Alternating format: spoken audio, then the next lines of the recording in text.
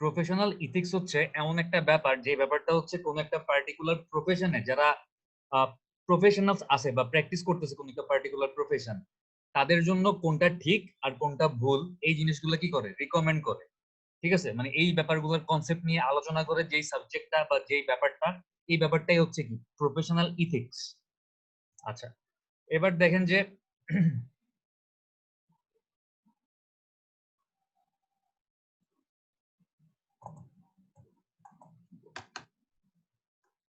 আচ্ছা, general subject area of ethics, মানে ethics এর কিছু আবার সাব ডিভিশন আছে। মানে ইথিক্সটাকে আবার অনেকগুলা ক্লাসিফিকেশনে ভাগ করা যায়। প্রথমটা হচ্ছে মেটা ইথিক্স। মেটা ইথিক্স হচ্ছে এমন একটা ব্যাপার যে ব্যাপারটা হচ্ছে concern with origin of ethical principles within the society. মানে একটা সমাজ ব্যবস্থার মধ্যে যে ইথিক্যাল ব্যাপার স্যাপার গুলো আছে, মনে করেন বাংলাদেশে হচ্ছে আমরা বললাম যে চুরি করা ঠিক না, এটা হচ্ছে একটা আনইথিক্যাল ব্যাপার। বা ডাকাতি করা ঠিক না, এটা হচ্ছে একটা আনইথিক্যাল ব্যাপার আমাদের সমাজ ব্যবস্থায়। তো এই যে আহ, এই ধরনের মূল্যবোধ বা এই ধরনের চিন্তা ভাবনা, ইথিক্যাল চিন্তা ভাবনা গুলা কোত্থেকে উৎপত্তি হয়েছে বা এগুলোর অরিজিন আসলে কি ছিল, এই ব্যাপারগুলো নিয়ে যেই সেক্টরটাতে ডিল করা হয় ইথিক্স এর, ওই সেক্টরটাকে বলা হচ্ছে কি ইথিক্স, মেটা ইথিক্স। বোঝা গেছে? বুঝতেছেন? জি স্যার। আচ্ছা, এবার হচ্ছে আমরা দেখি অ্যাপ্লাইড ইথিক্স। এটা কি জিনিস? Deals with debatable controversial issues like animal rights, death penalty, environmental concerns etcetera. Applied ethics হচ্ছে আমাদের সমাজে কিছু ডিবেটেবল বা কিছু মানে তর্ক করা যায় এরকম ব্যাপার স্যাপার আছে, যেমন হচ্ছে এনিম্যাল রাইট। তো এনিম্যাল রাইটের মধ্যে দেখবেন যে ইন্ডিয়াতে হচ্ছে গরু জবাই করা নিষেধ, ইন্ডিয়ানরা হচ্ছে গরু জবাই করতে দেয় না, কিন্তু আমাদের বাংলাদেশে এটা খুব একটা নর্মাল ইস্যু। অনেক দেশে দেখবেন যে মাছ ধরতেছে অনেকে, এরকম কিছু প্রাণীবাদী মানুষজন আছে, তারা হচ্ছে কি করবে, এরকম গিয়া বলবে যে মাছ ধরা যাবে না, মাছ হত্যা করা যাবে না। তারপর হচ্ছে আবার ডেথ পেনাল্টি, মনে করেন কেউ কোনো অপরাধ করলো, কেউ কাউকে খুন করলো, তো ওই দেশের আইনে হচ্ছে এরকম খুনের সাজা হচ্ছে ফাঁসি, এরকম বা এরকম মানে মৃত্যুদণ্ড দেওয়া হয়। তো এরকম মানবাধিকার সংস্থাগুলা কি করে, এই ডেথ পেনাল্টি বা মৃত্যুদণ্ডের বিরুদ্ধে কথা বলে। আবার এনভায়রনমেন্টাল কনসার্ন, মানে পরিবেশের ক্ষতি হচ্ছে বা হচ্ছে না, মানে আপনি মনে করেন মানুষের ভালোর জন্য একটা কাজ করতেছেন, কিন্তু ওই কাজের জন্য আসলে পরিবেশের কিছু ক্ষতি হইতেছে। তো এই ধরনের ডিবেটেবল ইস্যুগুলা, যে ইস্যুগুলা নিয়ে আসলে তর্ক করা যায়, আপনি মানে বলতে পারবেন যে এটা ভালো এই জন্য আমি করতেছি, আবার আরেকজন বলতে পারবে যে না, এটা ভালো হইলো, এটার কিছু খারাপ দিক আছে, তুমি এটা করতে পারবা না। এই ধরনের ডিবেটেবল ইস্যুগুলা নিয়ে যেই সাবজেক্ট গুলা ডিল করে, ওই সাবজেক্টটা বা ইথিক্স এর ওই সেক্টরটাকে বলা হচ্ছে কি অ্যাপ্লাইড ইথিক্স। বোঝা গেছে? তাহলে মেটা ইথিক্স কি জিনিস আর অ্যাপ্লাইড ইথিক্স কি জিনিস বুঝতে পারছেন? জি স্যার। মেটা ইথিক্স হচ্ছে ইথিক্স এর অরিজিন, মানে এটা আসলে উৎপত্তি হয়েছে কোত্থেকে, এই ব্যাপারটা হচ্ছে মেটা ইথিক্স। আর অ্যাপ্লাইড ইথিক্স হচ্ছে কন্ট্রোভার্সিয়াল বা ডিবেটেবল যে ইস্যুগুলো আছে আমাদের সোসাইটিতে, এই ব্যাপারগুলাতে যে ইথিক্যাল ব্যাপার স্যাপারগুলো নিয়ে ডিল করা হয় বা এই ব্যাপারগুলো যে ডিলিংস, এটাই হচ্ছে কি অ্যাপ্লাইড ইথিক্স। আচ্ছা, এবার আমরা দেখি নরমেটিভ ইথিক্স। এই নরমেটিভ ইথিক্সটা কি জিনিস? এটা হচ্ছে concern with practical issues, standards society sets to regulate right or wrong behaviour. মানে হচ্ছে আমাদের দৈনন্দিন প্র্যাকটিক্যাল যে কাজকর্মগুলো আছে, এই কাজকর্মগুলা ইথিক্যাল নাকি আনইথিক্যাল, আমাদের সমাজ ব্যবস্থা যখন কিছু স্ট্যান্ডার্ড সেট করে দেয় এই ব্যাপার স্যাপার গুলার জন্য, এবং এই ব্যাপার স্যাপার গুলো হচ্ছে সোসাইটি টু সোসাইটি ভ্যারি করে। বাংলাদেশের জন্য একরকম হবে, আমেরিকার জন্য একরকম হবে, ইন্ডিয়ার জন্য একরকম হবে, কানাডার জন্য একরকম হবে। তো এই ব্যাপার স্যাপার গুলা যখন সোসাইটি টু সোসাইটি ভ্যারি করে, এবং সোসাইটির যারা উচ্চ পদস্থ মানে লোকজন আছে তারা হচ্ছে এই স্ট্যান্ডার্ড গুলা সেট করে দিবে, তখন এই স্ট্যান্ডার্ড গুলাকে বলা হচ্ছে নরমেটিভ ethics. International conflict can arise when normative ethics differs between two countries. মানে আন্তর্জাতিক কনফ্লিক্ট তৈরি হইতে পারে, মানে এক দেশ বলবে যে না আমরা যেটা করতেছি এটা ঠিক, আরেক দেশ বলবে যে না আমরা যেটা করতেছি এটা ঠিক। এরকম দুইটা দেশের মধ্যে ইন্টারন্যাশনাল কনফ্লিক্ট ক্রিয়েট হইতে পারে এই নরমেটিভ ইথিক্স এর ব্যাপার স্যাপার গুলাতে। এক্সাম্পল হচ্ছে অ্যাপ্রোপ্রিয়েট এজ টু ম্যারি, মানে বিয়ে করার বয়স বাংলাদেশে একরকম, আমেরিকাতে একরকম, কানাডাতে একরকম, ইন্ডিয়াতে একরকম। How males treat females in a particular society, একটা পার্টিকুলার সমাজ ব্যবস্থায় পুরুষরা নারীদেরকে কিভাবে মর্যাদা দিবে বা ট্রিট করবে, এই ব্যাপারগুলোও কিন্তু বিভিন্ন দেশের জন্য বিভিন্ন রকম। তো এই ব্যাপারগুলো হচ্ছে প্র্যাকটিক্যালি এক এক দেশের জন্য এক এক রকম স্ট্যান্ডার্ড সেট করা হয়, এবং এগুলা নিয়ে কি হইতে পারে, ইন্টারন্যাশনাল কনফ্লিক্ট তৈরি হইতে পারে। বাংলাদেশের দেখা যাবে যে ছেলেদের জন্য বিয়ের বয়স বলবে 24, মেয়েদের জন্য 21, আবার দেখা যাবে আমেরিকাতে বা কানাডাতে আরো কম বলবে বা আরো বেশি বলবে। তো এগুলো হচ্ছে কি করতেছে, সোসাইটি টু সোসাইটি ভ্যারি করতেছে, ঠিক আছে। এবং এগুলাকে কি বলে, এগুলাকে বলে হচ্ছে নরমেটিভ ইথিক্স।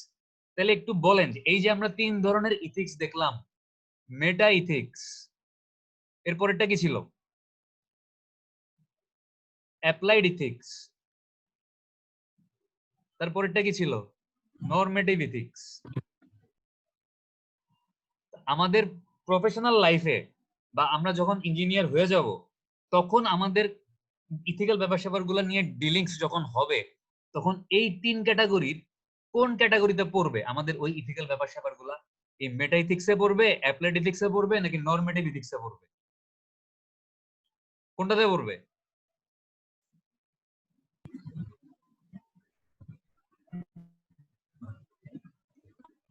না না জানলে বললেন যে স্যার জানি না। কোনটাতে পড়বে? জানি না স্যার। জানি না স্যার। কেন জানেন না? অ্যাপ্লাইড হবে মনে হয় কিন্তু স্যার। এখানে তো লিখছে practising professional Our focus would be on normative ethics, where practicing professionals set standards to regulate right and wrong conduct.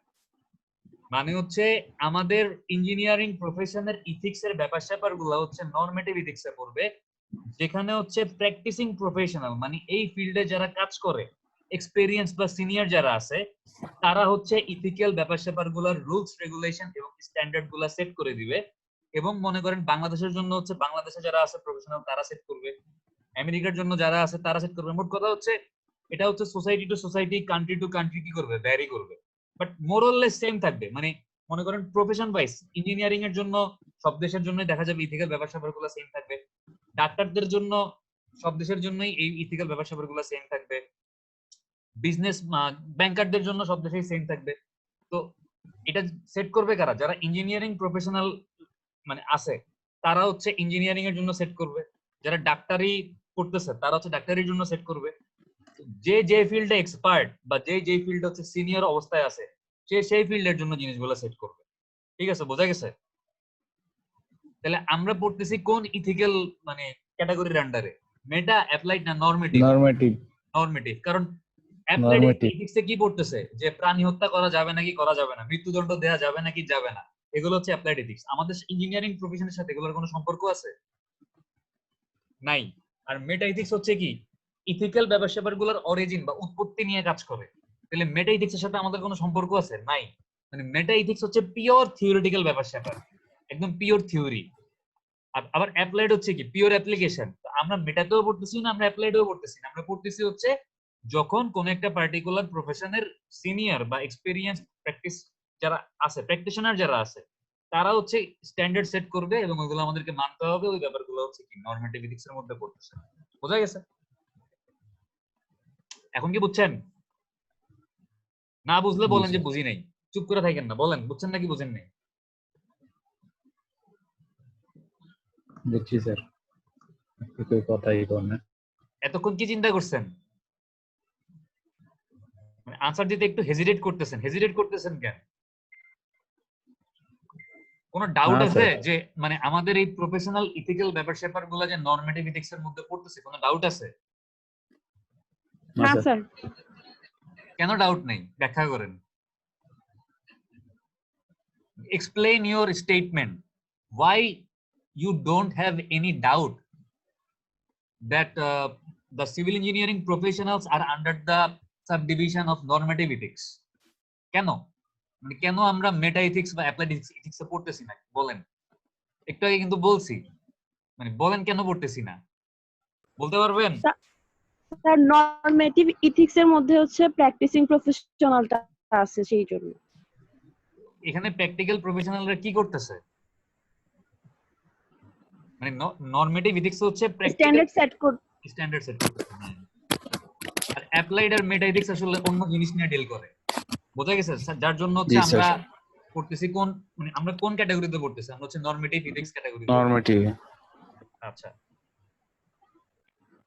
so why is professional ethics important, মানে কেন আপনি যখন প্রফেশনাল লাইফে পদার্পণ করবেন বা আপনি যখন প্রফেশনাল লাইফ শুরু করবেন সেই জায়গায় হচ্ছে আপনার ইথিক্সটা কেন ইম্পর্টেন্ট, এই ব্যাপারে বিভিন্ন মানুষজন বিভিন্ন মতবাদ দিছে বা বিভিন্ন জায়গা থেকে বিভিন্ন কথাবার্তা বলা হয়েছে। আমরা একটু দেখি যে কথাবার্তাগুলো কি।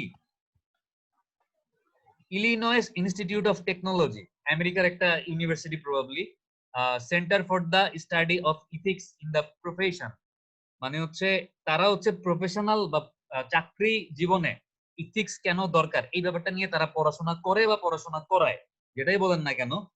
এখানে বলা হয়েছে বা তারা বলছে যে the adoption of a code of the adoption of a code is significant for the professionalization of an occupational group because it is one of the external hallmark. hallmark মানে কি? মানে হচ্ছে ছাপ, ঠিক আছে? স্যার সিল করাটা seal করা না, মানে হচ্ছে সাপোজ আজকে বা কালকে হচ্ছে মনে করেন 4-2 মানে আপনারা পাস করে বের হয়ে গেলেন, আপনাদের কথাবার্তা হচ্ছে আপনাদের জুনিয়ররা মনে রাখতেছে, এটার মানে হচ্ছে আপনারা একটা হলমার্কস রেখে গেলেন বা আপনারা আপনাদের একটা স্মৃতি রেখে গেলেন সিভিল ডিপার্টমেন্টে। ব্যাপারটা হচ্ছে এরকম আসলে, এটা মানে হচ্ছে হলমার্কস, ঠিক আছে? Hallmarks testifying to the claim that the group recognises an obligation. Obligation মানে কি? দায় দায়িত্ব না? মানে আমরা বলি না যে we are oblige to our society, মানে আমরা আমাদের সোসাইটির কাছে কি দায়বদ্ধ? এই ওয়ার্ডটা শুনছেন না, যে we are oblige to our society application sir.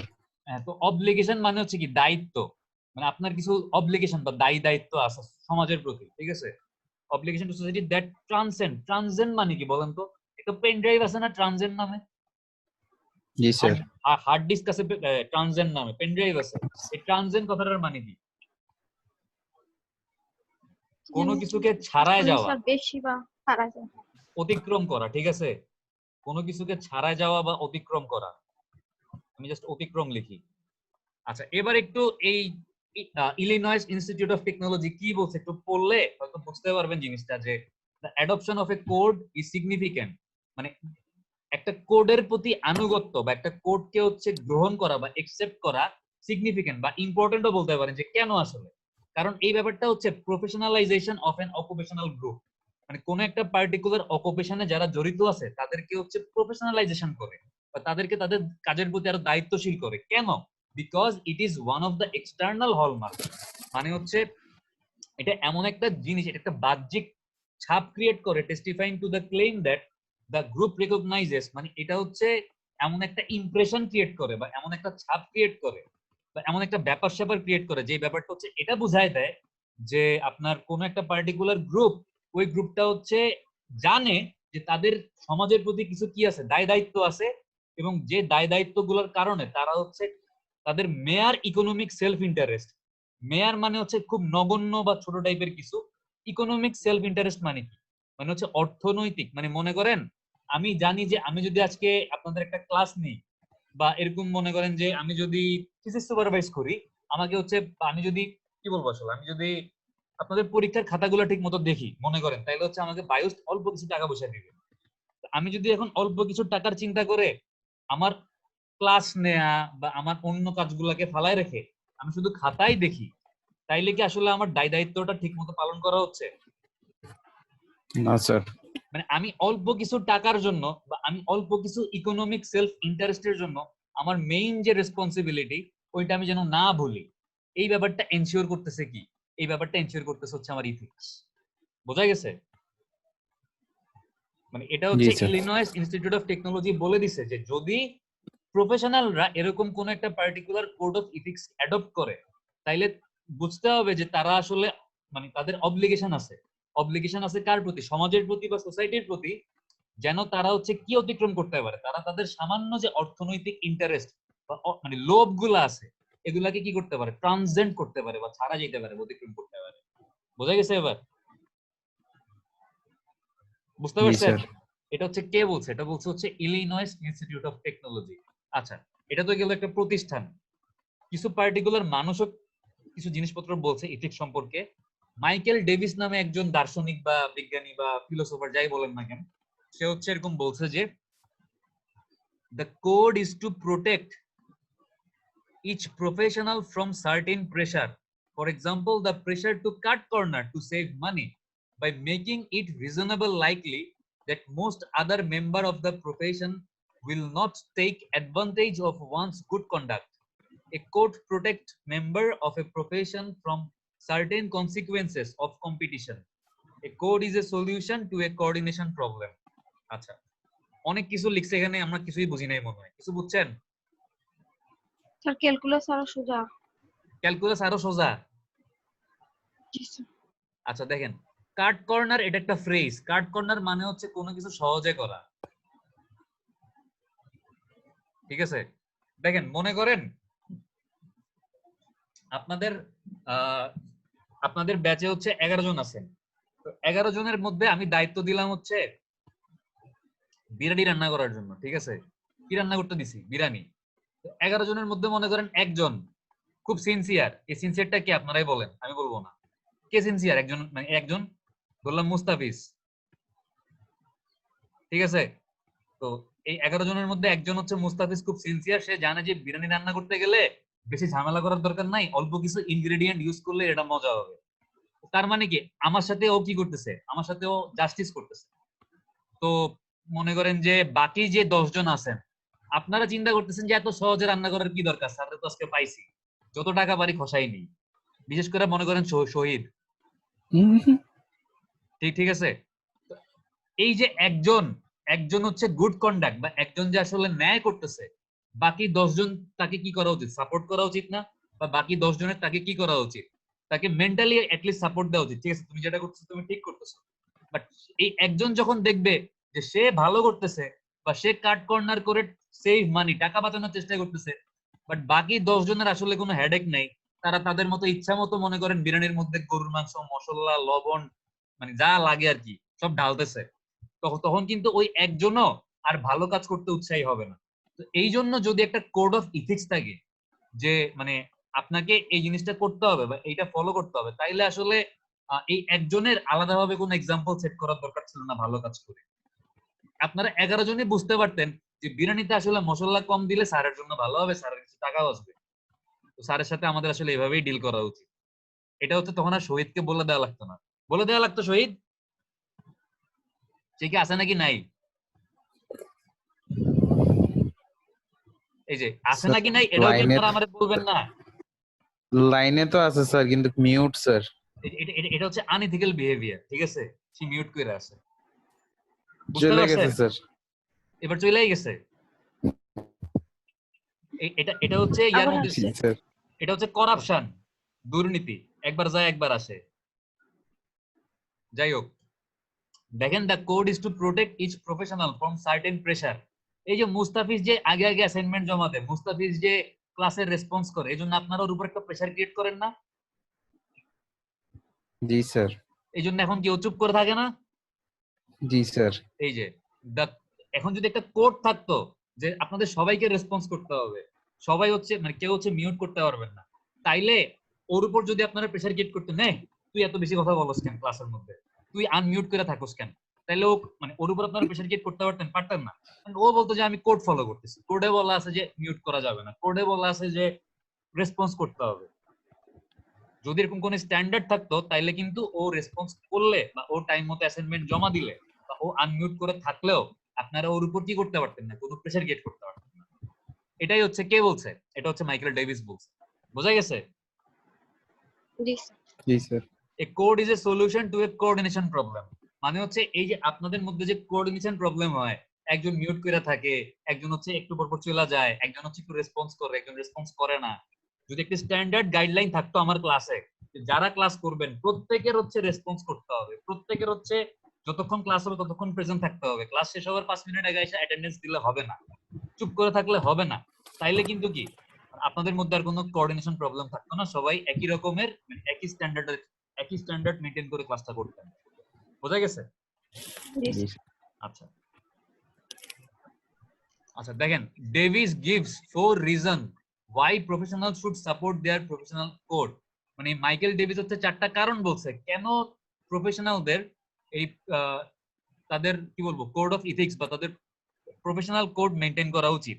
এই চারটা কারণ কি কি? প্রথম কারণটা দেখেন, আজকে এখান থেকে কিন্তু আমি কোশ্চেন করা শুরু করবো আজকে। এই মাইকেল ডেভিস কি চারটা কারণ বলছে, প্লাস এরপরে আমরা আরো 7টা জিনিস দেখবো। আজকে অ্যাটেন্ডেন্স দেওয়ার তো সময় এখান থেকে কোশ্চেন করবো। আগে বলে দিচ্ছি, আনসার দিতে না পারলে অ্যাটেন্ডেন্স দিব না আজকে। আমি একদম এক্স্যাক্টলি বলে দিচ্ছি যে এখান থেকে আমি কোশ্চেন করবো। এতক্ষণ যা বলছি এখান থেকে কোশ্চেন করবো না, এখন যা পড়াবো এখান থেকে কোশ্চেন করবো। আবার বলতেছি, সো না পারলে কিন্তু আজকে অ্যাটেন্ডেন্স দিব না, আগেই বলে নিচ্ছি, ঠিক আছে? এবং যাকে কোশ্চেন করবো সে আনসার দিবেন, পাশ থেকে অন্য কেউ বলবেন না। যদি অন্য কেউ বইলা দেন তার অ্যাটেন্ডেন্স কেটে দিব।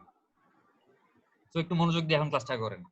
Supporting it will help protect them and those they care about from being injured by what other engineers do. তার মানে মাইকেল ডেভিস বলছে যদি ইঞ্জিনিয়াররা কোড অফ এথিক্স ফলো করে, যদি মনে করেন আমরা সিভিল ইঞ্জিনিয়ার, আমরা যদি কোড অফ এথিক্স ফলো করি, তাহলে যেটা হবে, আপনি যদি ফলো করেন তাহলে আপনার দেখা দেখি আমিও ফলো করব না?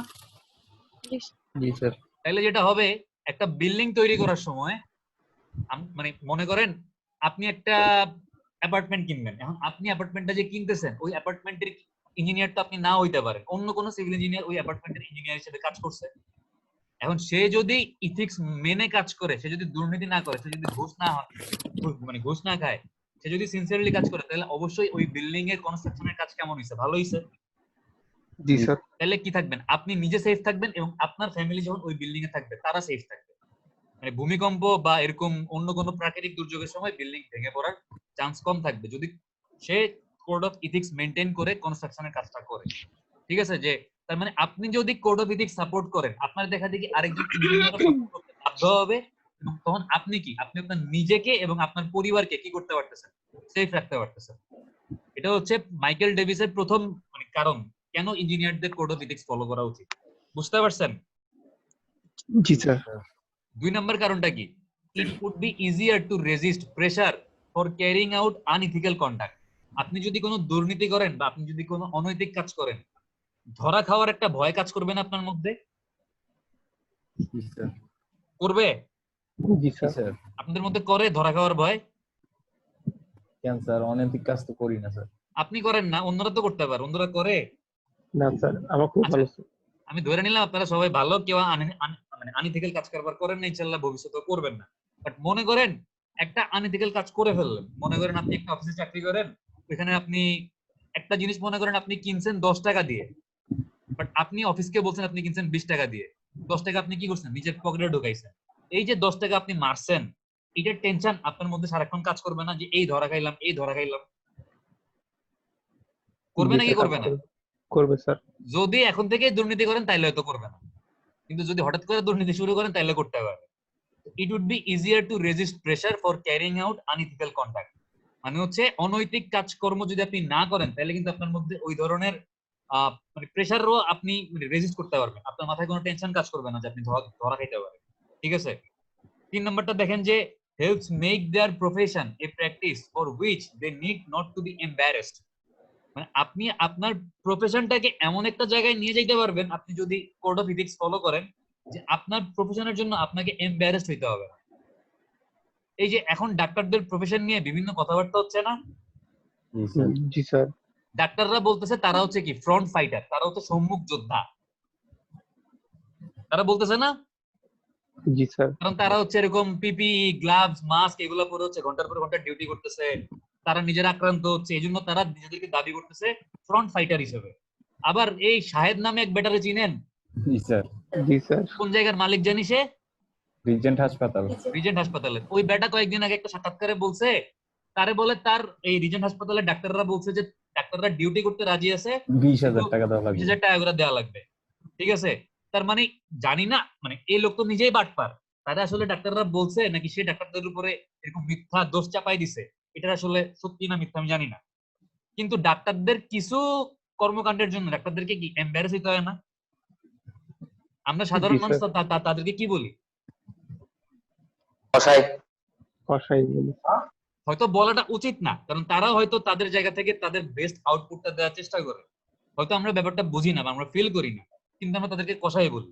বাট ডাক্তাররাও যদি এরকম মানে কিছু কোড অফ ইথিক্স ফলো করে, আর আমাদের ইঞ্জিনিয়ারদেরকে কি বলে? চোর বলে না? ভালো মানুষ। ভালো মানুষ বলে না, চোর বলে। কেন বলে? কারণ একটা রাস্তা তৈরি করার পরে যে রাস্তার দেখা যায় যে লাইফ টাইম হওয়ার কথা 10 বছর বা 15 বছর, এক বর্ষাকাল গেলেই ওই রাস্তা নষ্ট হয়ে যায়। এটার জন্য দায়ী কারা? আমার আপনার মতো সরকার। আমার আপনার মতো সিভিল ইঞ্জিনিয়াররা, যারা হচ্ছে রাস্তা তৈরি করার সময় চুরি করে। বুঝতে পারছেন? Contractor sir, contractor. তো কন্ট্রাক্টর ঠিক মতো কাজ করতেছে নাকি চুরি করতেছে, এটা দেখার দায়িত্ব কার? দেখার দায়িত্ব কার? Engineer sir. তো ইঞ্জিনিয়ার দেখে না কেন? কারণ হচ্ছে কি, ইথিক্সের সমস্যা। বোঝা গেছে? তার মানে হচ্ছে যদি আমরা ইথিক্স ফলো করি, তাহলে মাইকেল ডেভিস বলছে যে ইঞ্জিনিয়ারদেরকে তাদের, বা ইঞ্জিনিয়ার না, যে কোনো প্রফেশনের মানুষদের তাদের নিজের পেশা নিয়ে বিব্রত হইতে হবে না অন্যের সামনে। আপনি মাথা উঁচু করে বলতে পারবেন যে আপনি ইঞ্জিনিয়ার, আপনাকে কেউ চোর বলবে না। আপনি মাথা উঁচু করে বলতে পারবেন আপনি ডাক্তার, আপনাকে কেউ কসাই বলবে না। বোঝা গেছে? জি স্যার। আচ্ছা, 4 নাম্বারটা হচ্ছে কি, obligation of fairness to do his part in generating this benefits for all engineers. Obligation of fairness মানে কি? মানে আপনাকে স্বচ্ছ থাকতে হবে। আপনি এই ব্যাপারটার প্রতি কি দায়বদ্ধ। আপনি দায়বদ্ধ যে আপনাকে ক্ল্যারিটি বা স্বচ্ছতা বজায় রাখতে হবে আপনার প্রফেশনে, এবং এটা কি সবার জন্য একটা সুফল বয়ে আনবে আপনি যদি স্বচ্ছ থাকেন। In generating this benefits for all engineers. আপনি যদি ক্লিয়ার থাকেন, আপনি যদি আপনার প্রফেশনের প্রতি ক্লিয়ার থাকেন, স্বচ্ছ থাকেন, আপনি যদি ট্রান্সপারেন্ট থাকেন, তাইলে আপনার প্রফেশনের সবাই ওইটার সুফল বা ওইটার লাভ ভোগ করতে পারবে। তাহলে মাইকেল ডেভিস যে 4টা ব্যাপার বলছে, প্রথমটা কি, আপনার নিজের এবং আপনার ফ্যামিলির সেফটির জন্য আপনাকে কোড অফ এথিক্স ফলো করতে হবে। প্রেসার হ্যান্ডেল করার জন্য আপনি যেন আনইথিক্যাল কাজ কারবার করলে যে একটা হিউজ মেন্টাল প্রেসার আপনার উপর আসবে, একটু হোল্ড করেন। এইটা ডিল করার জন্য আপনাকে কি হইতে হবে? এটা ডিল করার জন্য হচ্ছে আপনাকে কোড অফ এথিক্স ফলো করতে হবে। 3 নাম্বারটা হচ্ছে helps make their profession a practice for which they need not be embarrassed. মানে হচ্ছে আপনি যদি কোড অফ এথিক্স ফলো করেন, তাহলে আপনি আপনার প্রফেশন বা আপনি আপনার কাজের জন্য কি হবেন না, বিব্রত হবেন না। আর 4 নাম্বারটা হচ্ছে কি, 4 নাম্বারটা হচ্ছে অব্লিগেশন অফ ফেয়ারনেস। আপনি যদি দায়বদ্ধ থাকেন আপনার প্রফেশনে স্বচ্ছতা বা ক্ল্যারিটি মেইনটেইন করার জন্য, তাহলে এইটার সুফল আপনার যে কলিগ বা আপনার একই ফিল্ডে যে অন্য ইঞ্জিনিয়াররা আছে, এটার সুফল সবাই ভোগ করতে পারবে। তাহলে মাইকেল ডেভিসের 4টা কারণ কেন কোড অফ এথিক্স ফলো করা উচিত, সবাই বলতে পারবেন? জি স্যার। ইনশাআল্লাহ স্যার। অ্যাটেন্ডেন্স দেওয়ার সময় জিজ্ঞেস করব, ঠিক আছে? একটু হোল্ড করেন।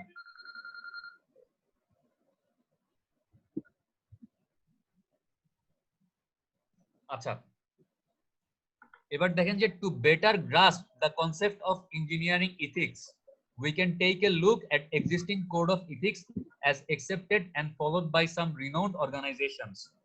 মানে হচ্ছে ইথিক্স এর জিনিসটা আসলে কি, বা ইঞ্জিনিয়ারিং ইথিক্স বলতে আমরা কি বুঝি, এই জিনিসটা ভালো মতো বোঝার জন্য বা এই জিনিসগুলোকে আইডিয়া লাভ করার জন্য আমরা বর্তমানে কোড অফ ইথিক্স এক্সিস্ট করে এরকম কিছু অর্গানাইজেশন কোডগুলা কি কোড ফলো করে আমরা দেখতে পারি। এরকম কোড অফ ইথিক্স সেট করা আছে কিছু অর্গানাইজেশনের নাম হচ্ছে American Society of Civil engineers ASCE, the national society of professional engineers NSPE, the American council of engineering companies ACEC, the international federation of consulting engineers FIDIC। আচ্ছা, আমরা যেটা follow করব সেটা হচ্ছে আমরা এই 1 নম্বরটা, আমরা the American Society of Civil engineers ASCE এর কোড অফ ইথিক্স গুলো আজকে দেখার চেষ্টা করব, বা আমরা এই chapter 7 A code of ethics বা ইথিক্স ফর সিভিল ইঞ্জিনিয়ার্স আমরা হচ্ছে এই ASCE এর যে ইথিক্স কোড গুলো আছে এগুলোই আমরা দেখব, ঠিক আছে? বুঝতে পারছেন? জি স্যার। আচ্ছা, এখন আমরা দেখব যে এখানে একটা ডায়াগ্রাম দেয়া আছে যে আপনার কাছে দুইটা রাস্তা আছে। একটা হচ্ছে আপনি ইথিক্স মেইনটেইন করবেন, আপনার প্রফেশনালিজম ঠিক থাকবে, আপনার প্রফিট হবে আপনি যদি ডান দিকে যান, মানে আপনি যদি ইথিক্যাল ব্যাপার স্যাপার গুলো মেইনটেইন করেন। আর আপনি যদি বাম দিকে যান, আপনার যদি লিগ্যাল প্রবলেম থাকে, মানে নৈতিক প্রবলেম থাকে, বা আপনার যদি মানে আপনি যদি ইথিক্যাল না হন, তাহলে ওইটা আপনার জন্য কি আনবে, ডিসঅনার নিয়ে আসবে, মানে কি অসম্মান এবং লায়াবিলিটি।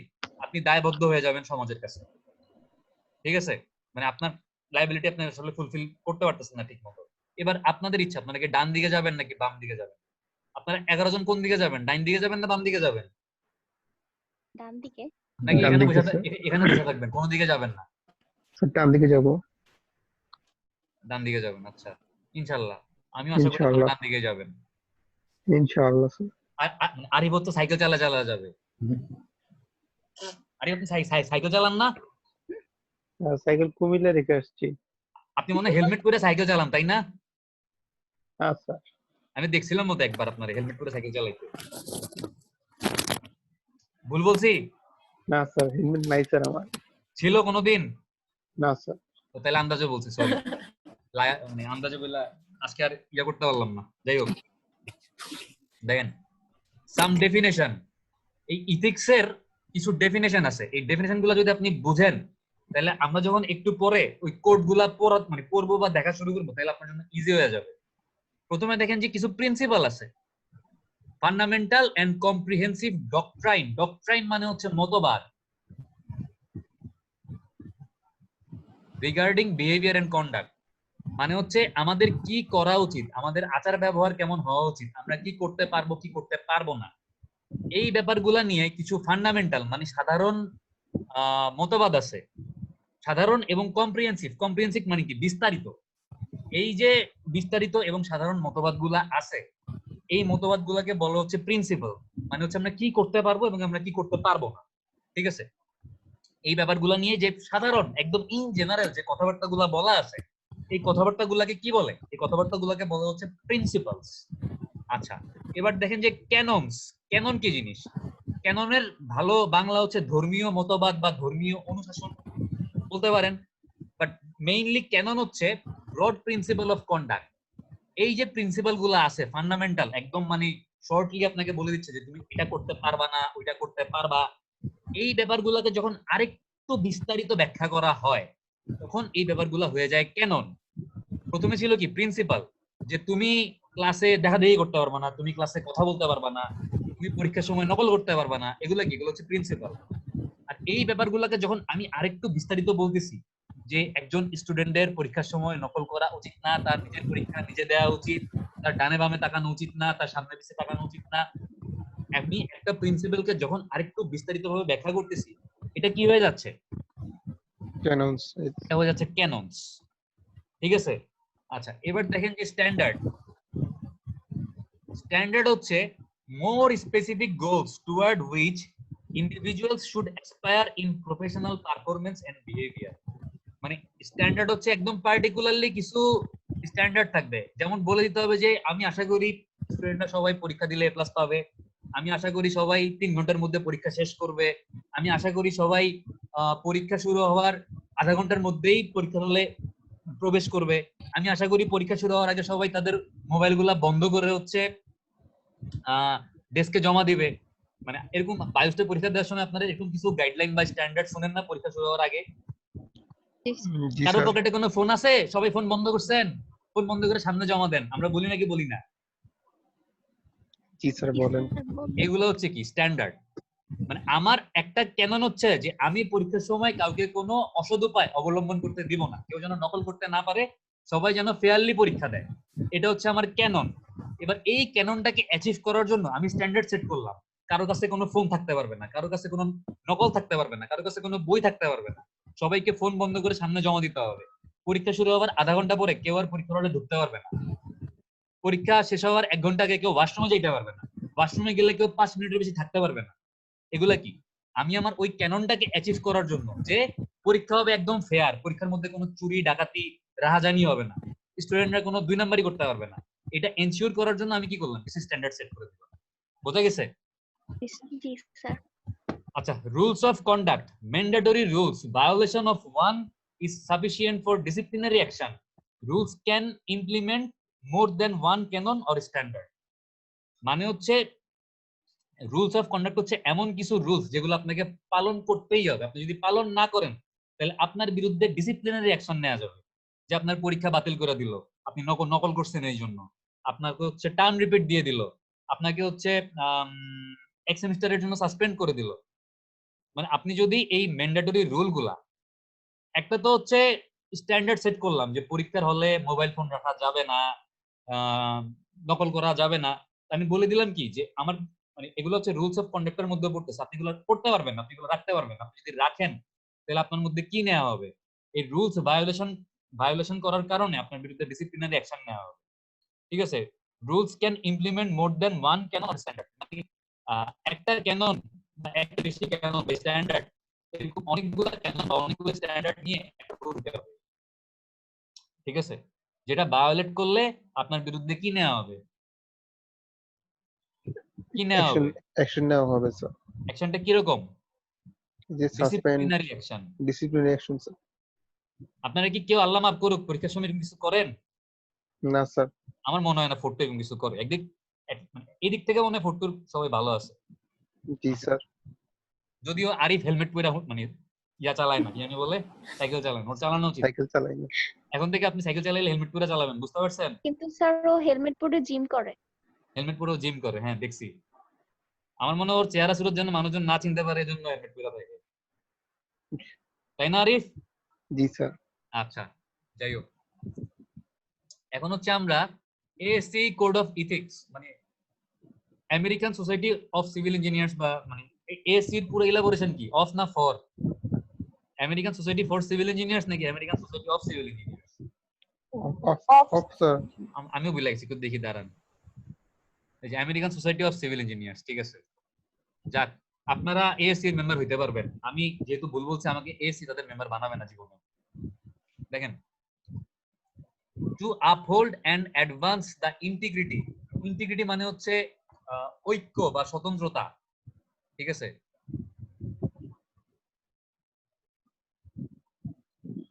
এটার মানে আমি ভুলও বলতে পারি, একটু গুগলে সার্চ দিয়ে দেখে নিন। স্বতন্ত্রতা বানানটা মনে ভুল লিখছি, যাই হোক। অনার এন্ড ডিগনিটি মানে হচ্ছে সম্মান এবং মর্যাদা অফ দ্য ইঞ্জিনিয়ারিং প্রফেশন, মানে এএসসি হচ্ছে ইঞ্জিনিয়ারিং প্রফেশনের ঐক্য, স্বতন্ত্রতা, মান মর্যাদা, সম্মান এগুলো রক্ষা করার জন্য কিছু ফান্ডামেন্টাল প্রিন্সিপাল বলে দিছে যে এগুলো আমাদেরকে মেইনটেইন করতে হবে। কি কি বলছে? Using their knowledge and skill for the enhancement of human welfare and the environment, মানে ইঞ্জিনিয়াররা তাদের যে জ্ঞান বা নলেজ আছে এবং তাদের যে দক্ষতা বা স্কিল আছে এগুলা ব্যবহার করবে মানব কল্যাণে এবং সমাজের বা পরিবেশের কল্যাণে। তারা এই নলেজ এবং স্কিল গুলা কি করবে? ব্যবহার করবে। এটা হচ্ছে একটা প্রিন্সিপাল। এটা কে বলে দিছে? এএসসি বলে দিছে। 2 নাম্বার প্রিন্সিপালটা কি? Being honest and impartial and serving the public, their employers and clients with loyalty, মানে ইঞ্জিনিয়ারদেরকে হইতে হবে সৎ এবং ইম্পার্শিয়াল, কোনো পার্শিয়ালিটি করা যাবে না, মানে কোনো ধরনের ভেদাভেদ করা যাবে না, এবং এরকম ইম্পার্শিয়াল এবং অনেস্ট হয়ে তারা সার্ভিস দিবে তাদেরকে, পাবলিক জনগণ, দেয়ার এমপ্লয়ার্স তাদের যে মালিক পক্ষ, এবং ক্লায়েন্ট তাদের যদি কোনো ক্লায়েন্ট থাকে ওই ক্লায়েন্টের প্রতি, মানে তারা হচ্ছে জনগণ, মালিক এবং ক্লায়েন্ট, এই তিনজনের মধ্যে সার্ভিস দেওয়ার সময় ইম্পার্শিয়াল এবং অনেস্ট হইতে হবে, এবং তাদের ক্লায়েন্ট, তাদের মালিক এবং জনগণের প্রতি কি থাকতে হবে? লয়াল থাকতে হবে, অনুগত থাকতে হবে, ঠিক আছে। আচ্ছা, 3 নম্বরটা দেখেন যে striving to increase the competence and prestige of the engineering profession. Striving কথাটার মানে কি? স্ট্রাইভ ওয়ার্ডটার মানে কি? স্যার জন্য খুদা স্যার। কোনো কিছুর জন্য সংগ্রাম করা, সংগ্রাম। ঠিক আছে। তার মানে হচ্ছে ইঞ্জিনিয়াররা প্রতিনিয়ত কি করবে? স্ট্রাইভ করবে বা সংগ্রাম করবে two increase the competence. Competence মানে হচ্ছে কর্মদক্ষতা, মানে হচ্ছে তাদের ইঞ্জিনিয়ারিং প্রফেশনের মানুষজনের যে কর্মদক্ষতা বা ইঞ্জিনিয়ারিং এর যে দক্ষতা এটা বাড়ানোর জন্য সব সময় ট্রাই করবে, এবং Prestige of the engineering profession, এবং প্রেস্টিজ মানে হচ্ছে কি? প্রেস্টিজ মানে কি? মান সম্মান বাড়ানোর, মর্যাদা বাড়ানোর ট্রাই করবে। আর 4 নম্বরটা হচ্ছে supporting the professional and technical societies of their discipline, মানে আপনারা হচ্ছে আপনাদের নিজেদের ডিসিপ্লিনের অন্য যারা প্রফেশনাল বা কর্মজীবী আছে বা অন্য যারা টেকনিক্যাল সোসাইটি বা টেকনিক্যাল পারসন আছে তারা যদি আপনাদের কাছ থেকে কোনো হেল্প চায় আপনারা ওই হেল্পটা করবেন। সাপোজ মনে করেন আজকে আমি হচ্ছে একটা কোম্পানিতে চাকরি করি, আমার কাছে হচ্ছে একটা 3 তলা বিল্ডিং এর ডিজাইন আসছে, আমি পারতেছি না। আমি যদি আপনাদের 11 জনের মধ্যে কাউকে ফোন দিয়ে বলি আমার কাছে তো একটা 3 তলা বিল্ডিং এর ডিজাইন আসছে, আপনি কি আমাকে হেল্প করতে পারবেন, বা আপনি কি বলতে পারবেন যে কোন রিসোর্সটা ফলো করলে আমি এটা সাকসেসফুলি করতে পারবো? তখন যদি আপনি আমাকে বলেন যে আচ্ছা বলতে পারি বাট টাকা দেওয়া লাগবে, আমি বলবো না। অথবা আপনি যদি আমার সাথে ভাব নেন যে না আপনি কালকে আসেন, বা না আপনি কালকে ফোন দেন, আপনি পরশু ফোন দেন, আমি ব্যস্ত আছি, তাইলে কি আসলে আপনি আপনার সেম ফিল্ডের মানুষকে হেল্প না করে আপনি কি হয়ে গেলেন? আনইথিক্যাল হয়ে গেলেন। সবসময় কি করতে হবে? মানে আপনার সেম ফিল্ড, আপনার যে যে ব্যাপারটাতে দক্ষতা আছে, আপনি যেটা পারেন, আপনার কাছে যদি ওই ব্যাপারে কেউ হেল্প চায় আপনারই সেম ফিল্ডের, তার দিকে আপনার কি করতে হবে? সাহায্যের হাত বাড়াই দিতে হবে। বোঝা গেছে? আচ্ছা, এরপর দেখেন যে আমরা প্রিন্সিপাল দেখলাম 4টা। এই প্রিন্সিপাল গুলা কিন্তু খুব ইন জেনারেল, মানে জাস্ট বলা আছে যে এটা করতে হবে ওইটা করতে হবে, কিন্তু এগুলার বিস্তারিত আলোচনা করা হয়েছে কোথায়? ক্যাননে। ক্যানন মানে কি বলছিলাম? ধর্মীয় অনুশাসন বা মতবাদ।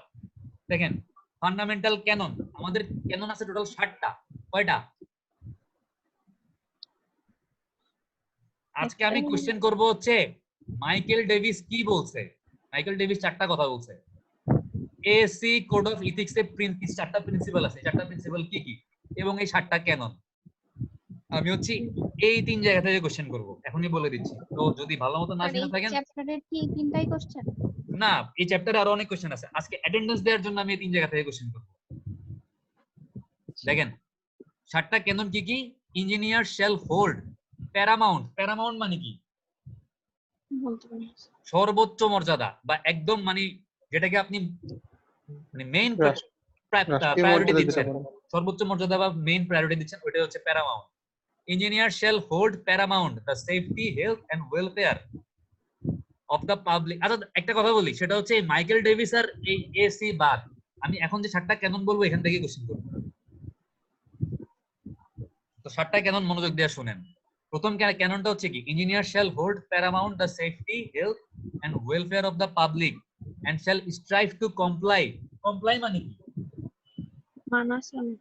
হ্যাঁ, মানে কোনো কিছু মানা চলা, মানে কোনো কিছু মেনে চলা। হ্যাঁ, কমপ্লাই মানে হচ্ছে কোনো কিছু মেনে চলা। তার মানে ইঞ্জিনিয়াররা তাদের সর্বোচ্চ প্রায়োরিটি দিবে safety, health and welfare of the public, মানে সাধারণ জনগণের স্বাস্থ্য, সুরক্ষা এবং তাদের কল্যাণের জন্য এই ব্যাপারগুলোকে তারা কি করবে? হাইয়েস্ট প্রায়োরিটি দিবে with the principal of sustainable development. Sustainable development কি জিনিস? মানে পরিবেশেরও ক্ষতি হবে না, মানুষও ভালো থাকবে। এটাই হচ্ছে কি sustainable development in the performance of their professional duties. মানে যারা ইঞ্জিনিয়ার আছে তারা তাদের প্রফেশনাল ডিউটি গুলা এমন ভাবে পালন করবে যেন সাধারণ জনগণের স্বাস্থ্য, সুরক্ষা এবং তাদের মানে ওয়েলফেয়ার বা ভালো, মানে তাদের কল্যাণ, এগুলো হচ্ছে হাইয়েস্ট প্রায়োরিটি পায় এবং সাস্টেনেবল ডেভেলপমেন্ট ইনশিওর হয়। এটা হচ্ছে কি প্রথম ক্যানন। বুঝতে পারছেন? প্রথম ক্যাননটা তাহলে কি? জনগণের স্বাস্থ্য, সুরক্ষা এবং কল্যাণ হচ্ছে ইঞ্জিনিয়ারদের প্রফেশনাল ডিউটির প্রথম প্রায়োরিটি থাকবে এবং তার সাথে তারা কি করবে? তারা হচ্ছে সাস্টেনেবল ডেভেলপমেন্ট এনশিওর করবে। এটাই হচ্ছে কি প্রথম ক্যানন। মনে থাকবে? জি স্যার। আরিফ বলেন তো তাহলে প্রথম ক্যাননটা কি? তারা স্যার স্বাস্থ্য সচেতনতা স্যার মেনে চলবে। তারা মাইনা চলবে নাকি জনগণের জনগণ? এটা কি করোনা ভাইরাস পাইছেন যে স্বাস্থ্য সচেতনতা মাইনা চলবে? আর সবাই স্যার, সবাইকে মানতে হবে স্যার। সবাইকে মানলে হবে না। আপনি আপনার কথা চিন্তা করবেন না, আপনি চিন্তা করবেন জনগণের স্বাস্থ্য সুরক্ষার কথা। জি স্যার। আপনি যখন একটা বিল্ডিং করবেন, আপনি চিন্তা করবেন যে বিল্ডিংটা যদি রেদওয়ান স্যারের মাথার উপর ভেঙে পড়ে স্যার মরে যাবে। স্যার হচ্ছে কি সাধারণ জনগণ। আপনি চিন্তা করবেন আমার কথা, আপনি আপনার কথা চিন্তা করবেন না। বুঝতে পারছেন? জি স্যার। জি স্যার। নাকি আপনি সাইকেল চালানোর কথা চিন্তা করবেন? বলেন আরিফ, তাহলে প্রথম ক্যাননটা কি একটু বলেন। স্যার মানে ইঞ্জিনিয়ার স্যার জনগণের স্বাস্থ্য জন্য আর কি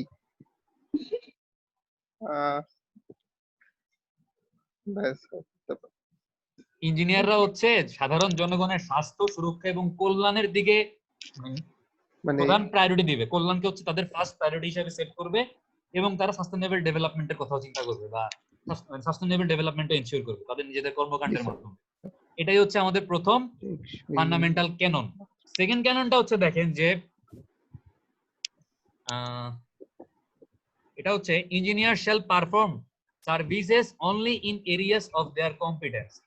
ইঞ্জিনিয়াররা কেবলমাত্র ওই জায়গাতেই দায়িত্ব পালন করবে যে জায়গায় তারা দক্ষ। তারা না জেনে টাকার লোভে কোনো কিছু করবে না। সাপোজ আজকে রাফি হচ্ছে ট্রান্সপোর্টেশন ইঞ্জিনিয়ার, ও জানে যে ট্রান্সপোর্টেশন প্ল্যানিং কেমনে করতে হয়, ও জানে যে ওই 4 স্টেপ মডেলিং খুব ভালো পারে। কিন্তু এখন ওকে কেউ বললো যে ভাই আপনারা আমি 50,000 টাকা দিব, আপনি আমাকে একটা 4তলা বিল্ডিং ডিজাইন করে দেন। এখন ওর কি টাকার লোভে রাজি হয়ে যাওয়া উচিত? রাফি আপনি রাজি হবেন? রাফি কই? রাফি আরেকটা বাইক কিনতে গেছে। রাফি 4তলা বিল্ডিং ডিজাইন করতে গেছে 50,000 টাকা নিয়ে। আচ্ছা, কে কে আছেন? আরিফ আছেন। আরিফ, আপনি কি রাজি হবেন? না স্যার।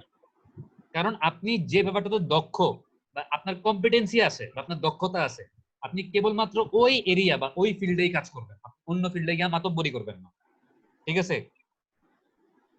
জি স্যার। তার মানে 2 নাম্বার ক্যাননটা হচ্ছে যেটা জানি ওইটা করব, যেটা জানি না ওই ব্যাপারে কি করা যাবে না।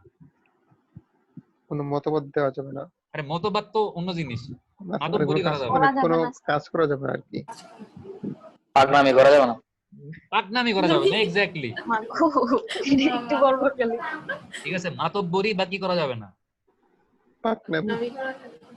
আপনারা পাকনামি করেন? না স্যার। আপনাদের মধ্যে না, কেউ করে? জীবনও না। আচ্ছা, মাশাআল্লাহ, ভালো। এরপর দেখেন 3 নাম্বার ক্যাননটা কি? Engineer shall act in professional matters for each employer or client as faithful agent. Agent মানে কি? প্রতিনিধি। প্রতিনিধি। এটা আবার ওই বিকাশের এজেন্ট অ্যাকাউন্ট মনে করেন না, বিকাশ এজেন্ট না কিন্তু, ঠিক আছে? এটা হচ্ছে প্রতিনিধি। অর ট্রাস্টি, ট্রাস্টি মানে হচ্ছে কি? বিশ্বাসযোগ্য। মানে ওটা তো হচ্ছে ট্রাস্ট অর্দি। ট্রাস্টি আমরা বলি না ইউনিভার্সিটি ট্রাস্টি বোর্ড, জি স্যার। ট্রাস্টি মানে হচ্ছে রক্ষক বলতে পারেন, রক্ষক বা রক্ষাকর্তা, এই টাইপের কিছু। রক্ষক মানে যারা হচ্ছে কোন একটা ব্যাপারকে রক্ষা করে। যেমন ইউনিভার্সিটি ট্রাস্টি বোর্ডের কাজ কি? ইউনিভার্সিটির প্রত্যেকটা রুলস রেগুলেশন বা ডিসিশন গুলা দেখাশোনা করা বা কোনো বিপদ আপদ হইলে ওগুলা মানে সলভ করা, মানে জাস্ট মানে কি বলবো, গার্ডিয়ান বলতে পারেন, অভিভাবক। ঠিক ঠিক বুঝতে পারছেন? তো engineer shall act in professional matters for each employer or client as faithful agent or trustees and shall avoid conflict of interest. মানে ইঞ্জিনিয়াররা হচ্ছে তাদের ক্লায়েন্ট বা এমপ্লয়ার এদের সাথে এমন ভাবে মানে থাকবে যেন তারা কিভাবে থাকে, ফেইথফুল এজেন্ট মানে বিশ্বাসযোগ্য প্রতিনিধি অথবা রক্ষক হিসেবে থাকে, এবং অ্যাভয়েড কনফ্লিক্ট অফ ইন্টারেস্ট। এবং কি অ্যাভয়েড করতে হবে? কনফ্লিক্ট অফ ইন্টারেস্ট অ্যাভয়েড করতে হবে। ব্যাপারটা কিরকম? ঝগড়া বিবাদ। ঝগড়া বিবাদ না, কনফ্লিক্ট অফ ইন্টারেস্ট। মনে করেন আপনি ইঞ্জিনিয়ার, আমি এখানেই দেখাই, এখানে 7 জায়গা আছে, এখানে আছে। আচ্ছা দেখেন, মনে করেন আপনি ইঞ্জিনিয়ার, আপনি জানেন যে আপনার ক্লায়েন্টের বাসার ছাদের উপরে কোনো ওভারহেড ওয়াটার ট্যাঙ্ক দরকার নেই, এটা আপনি জানেন। আপনি জানেন যে জাস্ট নিচ থেকে সাবমার্জিবল পাম্প দিয়ে পানি তুললেই তার বাসার যে পানির চাহিদা এটা ফিল আপ হয়ে যাবে। কিন্তু আপনি এটা বুঝতেছেন, আপনি যদি ক্লায়েন্টকে পাম্প পট্টি মাইরা ছাদের উপরে একটা ওভারহেড ওয়াটার ট্যাঙ্ক বসাইতে পারেন, এটাও ডিজাইন করা লাগবে, এবং এটা ডিজাইন করলে আপনি অতিরিক্ত 20,000 টাকা পাবেন। আপনার ইন্টারেস্ট হচ্ছে কি? অতিরিক্ত টাকা পাওয়া। ক্লায়েন্টের ইন্টারেস্ট কি? টাকা বাঁচানো। দুইজনের ইন্টারেস্টের মধ্যে কি ক্রিয়েট হলো? কনফ্লিক্ট বা সংঘর্ষ ক্রিয়েট হলো না? জি স্যার। এই ক্ষেত্রে আপনাকে কি করতে হবে? আপনাকে ক্লায়েন্টের পক্ষে থাকতে হবে। আপনি ক্লায়েন্টকে অনৈতিকভাবে অতিরিক্ত কোনো কিছু সাজেস্ট করে তার কাছ থেকে অতিরিক্ত টাকা আদায় করতে পারবেন না। তার জন্য যেটা ভালো তাকে সেটাই সাজেস্ট করতে হবে, এবং কনফ্লিক্ট অফ ইন্টারেস্ট অ্যাভয়েড করতে হবে। বোঝা গেছে? জি স্যার। কারণ আপনার ক্লায়েন্ট তো ইঞ্জিনিয়ার না, সে তো বুঝতেছে না তার বাসা ছাদের উপরে ওভারহেড ওয়াটার ট্যাঙ্ক দরকার আছে নাকি নাই। কিন্তু আপনি তারা বললেন যে না, আপনি যদি ওভারহেড ওয়াটার ট্যাঙ্ক না বানান তাহলে আপনার বাসায় পানি শর্টেজ হবে, আপনার বাসায় ভাড়াটিয়ারা পানি পাবে না। তখন সে আপনার কথা বিশেষ করে একটা ওভারহেড ওয়াটার ট্যাঙ্ক বানাইলো, তার অতিরিক্ত টাকা খরচ হইলো, সে এই ওয়াটার ট্যাঙ্ক ডিজাইনের জন্য আপনার অতিরিক্ত টাকা দিল, বাট আলটিমেটলি আপনি তার সাথে কি করবেন? 2 নাম্বারই করবেন, বাটপারি করবেন। এই ধরনের 2 নাম্বারই বা বাটপারি করা যাবে না। বোঝা গেছে? এটা হচ্ছে আমাদের 3 নাম্বার ক্যানন, ঠিক আছে? আচ্ছা, আমাদের 4 নাম্বার ক্যাননটা হচ্ছে একটু এখানে কাহিনী আছে। 4 নাম্বার ক্যাননটা এখানে বলা নাই, সরি। এটা হচ্ছে আমাদের 1 নাম্বার ক্যানন, এটা হচ্ছে আমাদের 2 নাম্বার ক্যানন, এটা হচ্ছে আমাদের 4 নাম্বার ক্যানন। 3 নাম্বার ক্যাননটা একটু মিস হয়ে গেছে, ঠিক আছে? 3 নাম্বার ক্যাননটা হচ্ছে engineer shall issue public statement only in an objective and truthful manner. মানে ইঞ্জিনিয়াররা যখন পাবলিক কোন স্টেটমেন্ট দিবে, ওই পাবলিক স্টেটমেন্ট দেওয়ার সময় ওটা একটা অবজেক্টিভ থাকতে হবে। মানে একটা অবজেক্টিভ ছাড়া, একটা উদ্দেশ্য ছাড়া স্টেটমেন্ট দেওয়া যাবে না। এবং স্টেটমেন্টটা দিতে হবে কিভাবে? ট্রুথফুল ম্যানারে, মানে সত্য কথা বলতে হবে। এই যে রানা প্লাজা ধসে পড়লো, এখন রানা প্লাজা ধসে পড়ার পরে কেন ধসে পড়ছে এটা অবশ্যই মানে যাচাই বাছাই করার জন্য কয়েকজন ইঞ্জিনিয়ার গেছে। ওই ইঞ্জিনিয়ার না এটার আসল কারণ বের করার পরে তারা যদি রানা প্লাজা যারা মালিক পক্ষ ছিল তাদের কাছ থেকে ঘুষ খেয়ে মিথ্যা একটা স্টেটমেন্ট দিত, তাহলে রানা প্লাজা ধসে পড়ার আসল কারণ কি মানুষ জানতো কোনোদিন? না স্যার। জানতো না। তার মানে ইঞ্জিনিয়াররা যখন কোন একটা পাবলিক স্টেটমেন্ট দিবে সবার সামনে, তখন হচ্ছে ওটার একটা পার্টিকুলার উদ্দেশ্য থাকতে হবে। মনে করেন আপনাকে হচ্ছে, মনে করেন আসিফকে হচ্ছে শাহ সিমেন্ট 20,000 টাকা দিছে, 20,000 টাকা দিয়ে বলছে যে আপনি পেপারে বলবেন যে বাংলাদেশের সেরা সিমেন্ট শাহ সিমেন্ট। এটা বলার কোনো মানে অবজেক্টিভ আছে, উদ্দেশ্য আছে? আছে?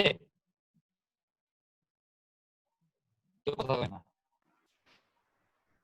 এই যে আপনারা কথা বলতেছেন না, আপনাদের কথা না বলার কোনো অবজেক্টিভ আছে? জি স্যার, কথা শোনা যাইতেছিল না, কথা কেটে কেটে স্যার যাচ্ছে। কথা বেশি বেড়ে যাচ্ছে স্যার। কথা কি এখনো কাটতেছে? এখন শোনা যাচ্ছে? স্যার জি এখন স্যার, এখন ক্লিয়ার স্যার। আমি বললাম আসিফকে হচ্ছে শাহ সিমেন্ট 20,000 টাকা দিল, মনে করেন 20,000 টাকা দিয়ে বললো যে ভাই আপনি সবার সামনে গিয়ে পেপারে বলেন বা আপনি একটা প্রেস কনফারেন্স গুলা বলেন যে শাহ সিমেন্ট বাংলাদেশের সেরা সিমেন্ট। এটা বলার ওর কোনো কি অবজেক্টিভ আছে? ওর কিন্তু কোনো অবজেক্টিভ নাই। ও জাস্ট টাকা খায়া মানে অ্যাডভার্টাইজ করতেছে। বাট ও যদি আসলেই ল্যাবরেটরিতে টেস্ট করে দেখতো যে কোন সিমেন্টটা ভালো, তারপর সত্যিটা সবার সামনে তুলে ধরতো, তাইলে হচ্ছে ও আসলে ইথিক্যাল থাকতো। ঠিক আছে? এরকম পাবলিক স্টেটমেন্ট দেওয়ার সময় একটা পার্টিকুলার অবজেক্টিভ থাকতে হবে এবং ট্রুথফুল ম্যানার, আপনাকে ট্রুথফুল ম্যানারে স্টেটমেন্টটা দিতে হবে। আর 4 নাম্বারটা হচ্ছে আমাদের এই যে এজেন্ট বা ট্রাস্টি ক্যাননটা হচ্ছে 4 নাম্বার ক্যানন। তাহলে আমরা যে 4টা ক্যানন দেখলাম একটু আমরা আরেকবার রিভিউ করি। প্রথম ক্যাননটা ছিল যে আরিফকে যেটা নিয়ে মানে বকা দিলাম, ইঞ্জিনিয়ারদেরকে কি হইতে হবে, জনগণের স্বাস্থ্য জনগণের সুরক্ষা স্বাস্থ্য সুরক্ষা ও কল্যাণের কল্যাণ জন্য এই ব্যাপারটাকে হাইয়েস্ট প্রায়োরিটি দিতে হবে, প্রায়োরিটি দিতে হবে। সাস্টেনেবল ডেভেলপমেন্টকে ইনসিওর করতে হবে তাদের কর্মকাণ্ডের মাধ্যমে। 2 নাম্বারটা হচ্ছে কি, যে আপনি কাজটা মাতব্বরি করবেন না, পাকনামি করবেন না, আপনি যেই পাকনামি করা ফিল্ডে যাবে না আপনি স্যার। দক্ষ কেবলমাত্র ওই ফিল্ডে দায়িত্ব পালন করবেন, তাই না? জি স্যার। 3 নাম্বারটা হচ্ছে কি, পাবলিক স্টেটমেন্ট দেওয়ার সময় একটা অবজেক্টিভ থাকতে হবে এবং কি ট্রুথফুল ম্যানার, সত্যবাদী হইতে হবে। 4 নাম্বারটা কি, 4 নাম্বারটা হচ্ছে ক্লায়েন্ট বা এমপ্লয়ারের মানে ফেথফুল এজেন্ট বা ট্রাস্টি হইতে হবে এবং কনফ্লিক্ট অফ ইন্টারেস্ট কি করতে হবে, অ্যাভয়েড করতে হবে। অ্যাভয়েড করতে হবে। এগুলো কিন্তু আমরা বাংলায় বললে হবে না, ইংলিশে বলতে হবে। ঠিক আছে? আমি বুঝাইতেছি বাংলায়, কারণ আমি অত ভালো মানে বলতে পারি না, ওই জন্য আপনারা, আমি জানি আপনারা বলতে পারেন ভালো, তো আমাকে আপনারা ইংলিশে বলবেন ইনশাআল্লাহ। এটা হচ্ছে আমাদের কয় নাম্বার ক্যানন? এটা হচ্ছে 5 আমাদের number. 5 number canon. Engineer shall build their professional reputation on the merit of their services and shall not compete unfairly with others. আপনারা যখন ইঞ্জিনিয়ার হয়ে যাবেন, আপনারা আপনাদের নাম, খ্যাতি, যশ এগুলা কামাবেন বা এগুলা অ্যাচিভ করবেন আপনাদের মেরিট বা মেধার বল। দুর্নীতি করে আরেকজনের সাথে অনৈতিকভাবে কম্পিটিশন করে এগুলো আপনারা অ্যাচিভ করার চেষ্টা করবেন না। বোঝা গেছে? জি স্যার। মনে করেন আপনারা 11 জন 11টা ইঞ্জিনিয়ার হইছেন, আপনাদের আপনারা 11 জন তো 11টা ইঞ্জিনিয়ারই হবেন নাকি? তো আপনারা মনে করেন সবাই আলাদা আলাদা প্র্যাকটিস করেন। এই আসিফের একটা ফার্ম আছে, আসিফ কনসালটেন্সি, তারপর মনে করেন আরিফের আছে একটা ফার্ম যে আরিফ কনসালটেন্সি, এরকম সবার একটা করে কনসালটেন্সি ফার্ম আছে। তো মনে করেন বাংলাদেশ হচ্ছে একটা ফ্লাইওভার করবে, কুমিল্লাতে শাসনগাছে একটা ফ্লাইওভার হইছে, মনে করেন আরেকটা হবে। ঠিক আছে? মনে করেন এটা আমি বানাবো, আমি এরকম পেপারে একটা টেন্ডার দিছি যে একটা ফ্লাইওভার বানাবো, কে কে তোমরা মানে কনসালটেন্ট হইতে চাও আমার সাথে যোগাযোগ করো। এখন আমি জানি এই 11 জনের মধ্যে এই ফ্লাইওভারের কাজটা সবচেয়ে ভালো করতে পারবে কি, মনে করেন আরিফের কোম্পানি সবচেয়ে ভালো করতে পারবে, আমি জানি, বা আরিফ নিজেও জানে। বাট আপনারা 10 জন জানেন যে এই কাজটা যদি আরিফ পায় তাহলে ওর কোম্পানি কি আরো উপরে উঠে যাবে বা ওর কোম্পানির নাম যশ খ্যাতি আরো ছড়ায় যাবে, কারণ ও একটা সরকারি প্রজেক্ট পাচ্ছে। আপনারা কি করলেন, গুটিবাজি কইরা ওর কাছ থেকে কাজটা মানে সরাই দিয়ে আপনাদের মধ্যে কেউ একজন কাজটা গুটিবাজি করে পায় গেল। কারণ আপনি জানেন এই কাজটা করতে পারলে কি হবে, বাজারে আপনার ডিমান্ড বাড়বে, এজ এ মানে ভালো কনসালটেন্সি ফার্ম হিসেবে আপনার সুনাম হবে যদি আপনি একটা বড় সরকারি প্রজেক্ট করতে পারেন। কিন্তু এটার আসলে যোগ্য হকদার দাবিদার কে ছিল? আরিফ ছিল। কিন্তু আপনারা কি করলেন, আরিফের মুখের ভাত কেড়ে নিলেন। ঠিক আছে? এই রকমের কিছু করা যাবে না। এটা হচ্ছে 5 নাম্বার ক্যানন, যে কারো মুখের ভাত কাইরা নেওয়া যাবে না, সবাইকে সবার যোগ্যতা দিয়ে কাজ করতে দিতে হবে।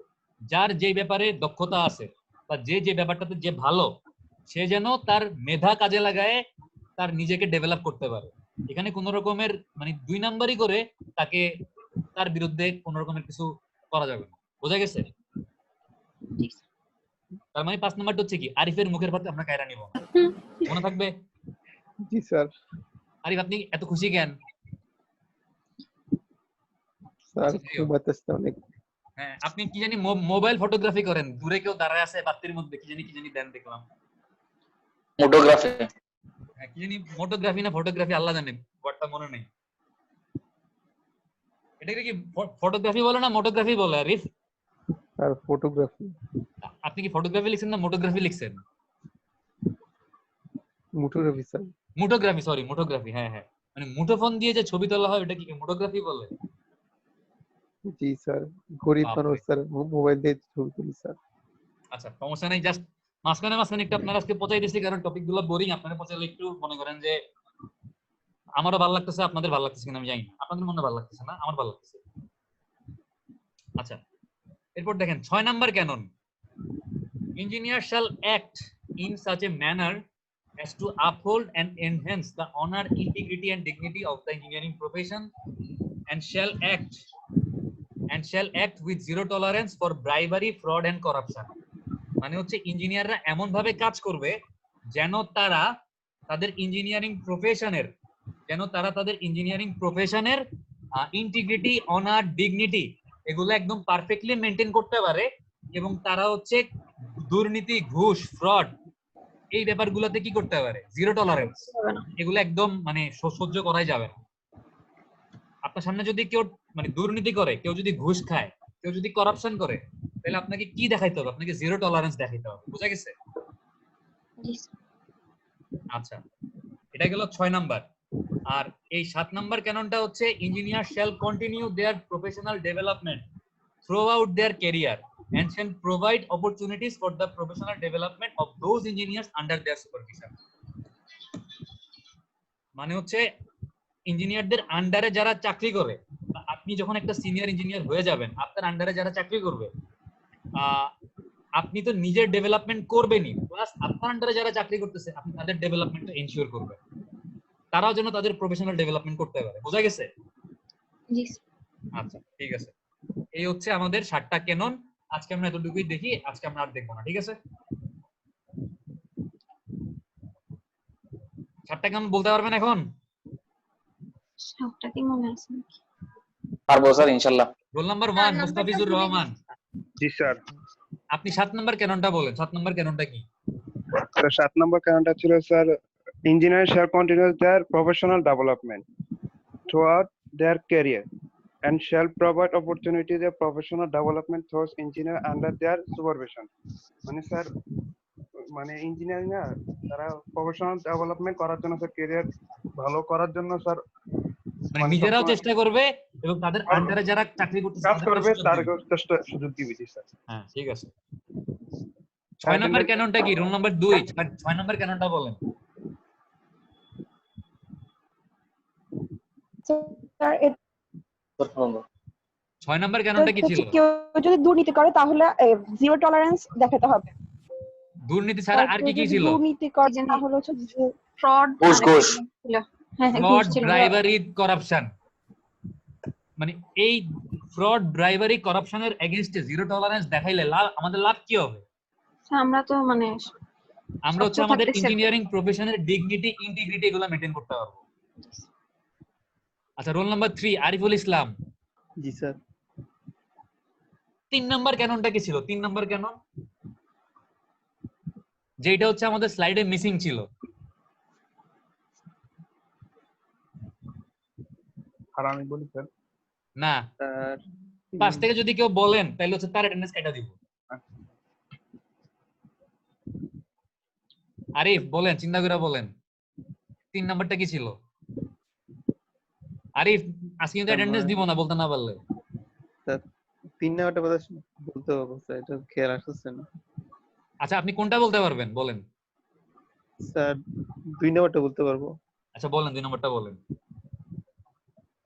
মানে স্যার সোজাটা স্যার যার যোগ্যতা মানে যতটুকু মানে সে শুরু করবে আর কি। হ্যাঁ।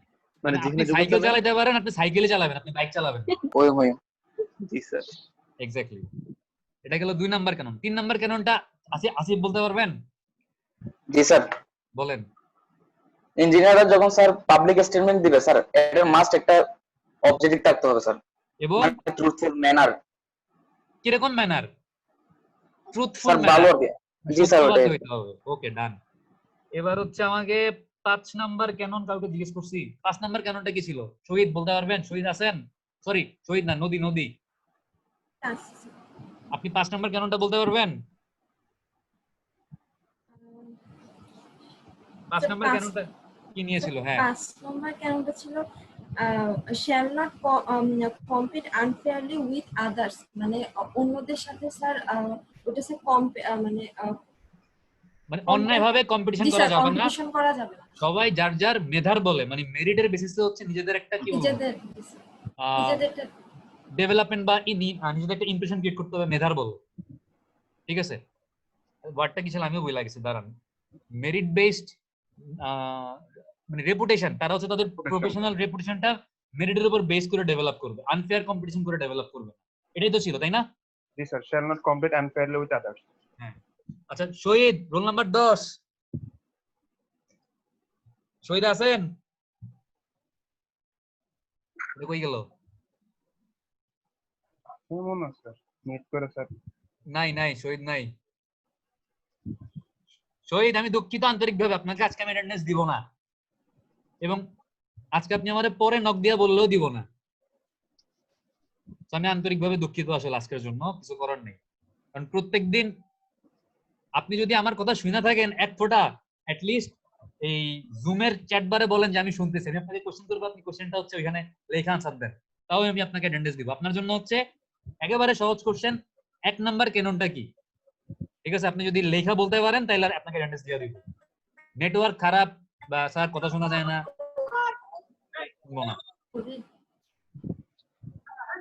হাত তুইলা লাভ নাই। 1 নাম্বার ক্যাননটা লেখা দেন, লেখা বলতে হবে। শহীদ, আপনি 1 নাম্বার ক্যাননটা আমাকে হচ্ছে জুমের মধ্যে লেখা পাঠান, নাহলে অ্যাটেন্ডেন্স দিব না। আচ্ছা, এরপর হচ্ছে রোল নাম্বার 11। রোল নাম্বার 11, আপনি হচ্ছে মাইকেল ডেভিস কেন ইথিক্স ফলো করতে হবে বলছে, বলেন। রাফি বলেন, বলেন। রাফি শুনতেছেন? জি স্যার। মাইকেল ডেভিস, আপনার গলায় এরকম কেন? মানে ওর মতো নিরীহ দুনিয়াতে আর কেউ নাই, ওর গলা শুনে মনে হচ্ছে। আচ্ছা রাফি, আপনি কি বলতে পারবেন? আপনি মাইকেল ডেভিস কি বলছে বলতে পারবেন, নাকি এসি 4টা কোড বলতে পারবেন, নাকি মানে হচ্ছে ক্যানন গুলা বলতে পারবেন, কোনটা বলতে পারবেন? Sir AC code, AC. আচ্ছা, আপনি প্রথম ক্যাননটা বলেন জান, মানে 7টা ক্যাননের মধ্যে প্রথম ক্যাননটা কি বলেন? স্যার আমি ক্যানন গুলো শুনি নাই স্যার। আপনি তখন কি করতেছিলেন? জানি না আপনারা একেবারে সহজ ক্যাননটা জিজ্ঞেস করছি। স্যার, শুনি নাই আমি একটাও স্যার ক্যানন। আরে আরিফ যেটা পারছে না ওইটা। আরিফ রে অনেক আরিফ বলছে, আরিফ বকাঝকা বলছে। করছি, মনে আছে কোনটা নিয়ে বকাঝকা করছি, নাকি মিউট করে দিয়া গান শুনতেছিলেন? না স্যার, গান শুনি নাই স্যার। রাফি আপনারা ঘুমাই গেছে। অ্যাটেন্ডেন্স দিব নাকি দিব না বলেন? বেয়া কি উচিত আমি হবে? ছিলাম স্যার, পুরো ক্লাসে ছিলাম, কিন্তু এটা শুনি নাই স্যার। আমি অন্য রুমে গেছিলাম স্যার একটু। তাইলে আপনি যেটা শুনছেন ওটা বলেন, আপনি কি শুনছেন একটু বলেন। স্যার এই যে স্যার এএসসি ইসি এর কোড গুলো শুনছি, এরপরে এসি এর কোড, আপনি ডেফিনিশন আমারে গুলো, এসি এর একটা কোড বলেন, একটা কোড বললেন। ডেফিনিশন গুলো শুনছি স্যার। আপনি আমারে এসি 4টা কোডের একটা কোড বলেন। স্যার আপনি চিন্তা করেন, আমি আপনার কাছে আসতেছি। জি স্যার। রোল নাম্বার 12 সাজ্জাদ, এটা কই? স্যার ও নাই। হ্যালো, অ্যাবসেন্ট, কিছু করা ওই কি ছিল নাকি ছিলই না? ছিল একটু first. Sir roll number 15, sir আপনি মাইকেল ডেভিস কি বলছে বলতে পারবেন? আমি তো 4টা বলছিল, সবগুলো মনে স্যার কয়েক কিছু মনে আছে। আচ্ছা দুইটা বলেন, দুইটা বললে হবে। স্যার লাস্টে একটা ছিল যে মানে যে কাজে করি না কেন ফেয়ারনেস থাকতে হবে আর কি, মানে অব্লিগেশন অফ ফেয়ারনেস কি যেন একটা ছিল। এরকম কিছু ছিল, দেখি দাঁড়ান, আমিও ভুলে গেছি আসলে। তাই ছিল দিয়ে আর আরেকটা ছিল স্যার, হবে। আরেকটা কি ছিল বলেন? মানে যখন স্যার কাজের প্রেসার বা এমন কিছু থাকবে মানে বয়সে দিন হয়েছে না, অন্যায় করে আসো তো আসিফ, ডকুমেন্টস আসিফ, পারবে আসিফ, আসিফ মিট কর। কাজের কি থাকবে? মানে স্বচ্ছতা থাকতে হবে কিছু, মানে বা খারাপ কাজ করতে পারবে। এটা মনে হয় এএসসি তে চলে গেছেন আপনি। আপনি এএসসি আর মাইকেল ডেভিস দুইটা কম্বাইন করে কিছু একটা বলছেন। একটা স্যার ঠিক আছে, চার ডেভিস নাম্বারটা ঠিক আছে, মানে এমন কিছু করা যাবে না যেন আপনাকে ইঞ্জিনিয়ার হওয়ার জন্য এমবারেসড হইতে হবে। এটা ছিল 3 নাম্বারটা। আরো দুইটা ছিল, দেখে নিয়েন, আমি আপনাকে অ্যাটেন্ডেন্স দিচ্ছি, সমস্যা নেই, আপনি একটা বলতে পারছেন। স্যার আমাকে কি কি জিজ্ঞাসা রোল নাম্বার 16 জি স্যার। আপনি হচ্ছে এএসসি চারটা ইয়া বলতে পারবেন, এএসসি কেন এথিক্স ফলো করতে বলছে? চারটা প্রিন্সিপাল, এএসসি চারটা প্রিন্সিপাল আছে এথিক্সের, কি কি জি স্যার, কিন্তু কি ছিল এখন বলেন, কি কি প্রিন্সিপাল ছিল? স্যার? একটা ওই যে প্রেসার ক্রিয়েট করা যাবে না, সেকেন্ডটা ছিল এটা। ফার্স্ট হচ্ছে মানে সৎ থাকতে হবে ছিল, আর দুইটাই কি ছিল? তারা তাদের জ্ঞান, তাদের দক্ষতা এগুলা কি কাজে লাগাবে? সব কাজে লাগে। হিউম্যান মানুষের উন্নতিতে কাজে লাগাবে। আর স্ট্রাইভিং, তারা সবসময় সংগ্রাম করবে কিসের জন্য? তাদের ডেভেলপমেন্ট যেন ছিল। ডেভেলপমেন্ট প্লাস হচ্ছে তাদের প্রফেশনাল প্রেস্টিজ ডেভেলপমেন্টের জন্য বা ইনক্রিজ করার জন্য, ঠিক আছে? আর আপনার কাছে যদি আপনার ফিল্ডের আরেকজন হেল্প চায়, আপনাকে কি করতে হবে? হেল্প করতে হবে, supporting the professional and technical societies of their discipline, তাই না? Supporting the professional and technical ওইসে বুঝছি। আচ্ছা, রাফির আজকে অ্যাটেন্ডেন্স দিলাম, কিন্তু আরেকদিন যদি এরকম 2 নাম্বারই করেন রাফি, তাহলে কিন্তু অ্যাটেন্ডেন্স দিব না। জি স্যার। আচ্ছা, রোল নাম্বার 20 লুবনা, আপনি হচ্ছে কি বলবেন? আপনি এক নাম্বার ইয়াটাই বলেন, এই যে 1 নাম্বার ক্যাননটা কি ছিল বলেন? স্যার ইঞ্জিনিয়াররা সাধারণ জনগণের স্বাস্থ্য সুরক্ষার কথা চিন্তা করবে আর সাস্টেনেবল ডেভেলপমেন্ট ইনশিওর করতে হবে। হ্যাঁ, ঠিক আছে, ওকে, ডান। আর শহীদ, আপনি দূর থেকে মানে কথা বলতে থাকেন, সমস্যা নাই। আপনারা বলছিলাম লেখা পাঠাইতে, আপনি লেখা পাঠান নাই। আমি বুঝতেছি না কি করব, অ্যাটেন্ডেন্স দিব নাকি দিব না। যদি আপনি হচ্ছে 60টা কেন আমাকে লেখা পাঠাইতে পারেন একটা কাগজের মধ্যে ছবি তুলা, তাহলে আমি আপনাকে অ্যাটেন্ডেন্স দিয়ে দিব শহীদ। ঠিক আছে, তাইলে রাত্রেবেলা ইনশাআল্লাহ ট্রান্সপোর্টেশন ক্লাস হবে। ভালো থাকেন সবাই, খোদা হাফেজ। আসসালামু আসসালামু আলাইকুম স্যার। আসসালামু আলাইকুম।